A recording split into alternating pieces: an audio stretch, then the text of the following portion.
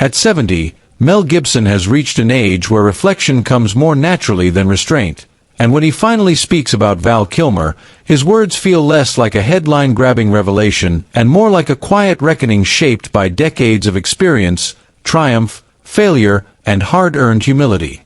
Born Mel Columcille Gerard Gibson on January 3, 1956, in Peekskill, New York, the sixth of 11 children in a deeply Irish Catholic household, Gibson's early life was steeped in faith, tradition, and strong convictions that would later echo, sometimes controversially, through both his personal life and artistic choices.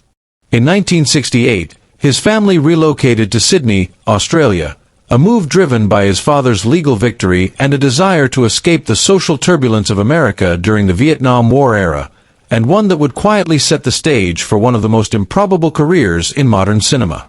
Though initially uninterested in acting, Gibson enrolled at the National Institute of Dramatic Art almost by accident, yet his raw intensity, emotional openness, and magnetic presence quickly distinguished him. After early work in theater and low-budget films, his life changed overnight with 1979's Mad Max, a modestly budgeted film that exploded into a global phenomenon and redefined the action hero as something haunted, restrained, and emotionally scarred.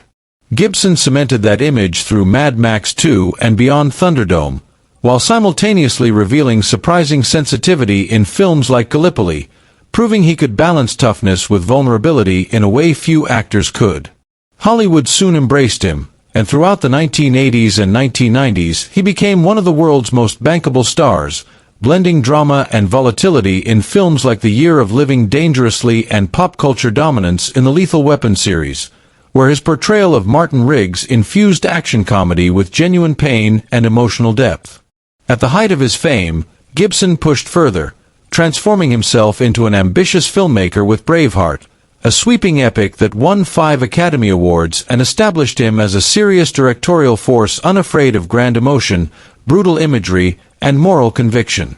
His boldness only intensified with The Passion of the Christ and Apocalypto, films that polarized audiences yet reaffirmed his willingness to take enormous artistic and personal risks in pursuit of deeply held visions. But alongside his success came public unraveling,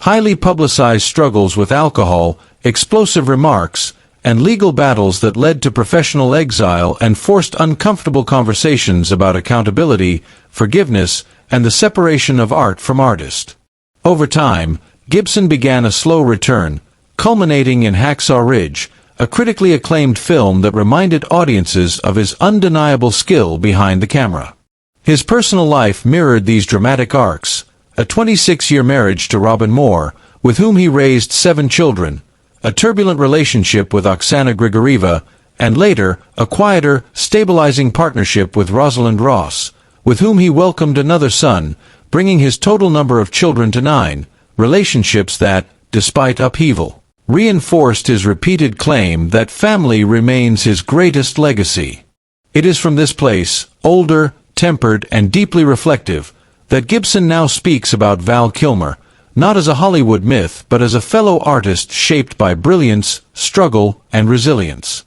He describes Kilmer as one of those rare presences who changed the energy of a room, fiercely intelligent, unpredictable, and utterly committed, someone who didn't merely play characters but inhabited them so completely it sometimes made others uncomfortable. Where others saw difficulty, Gibson saw depth, curiosity, and a relentless pursuit of meaning over fame.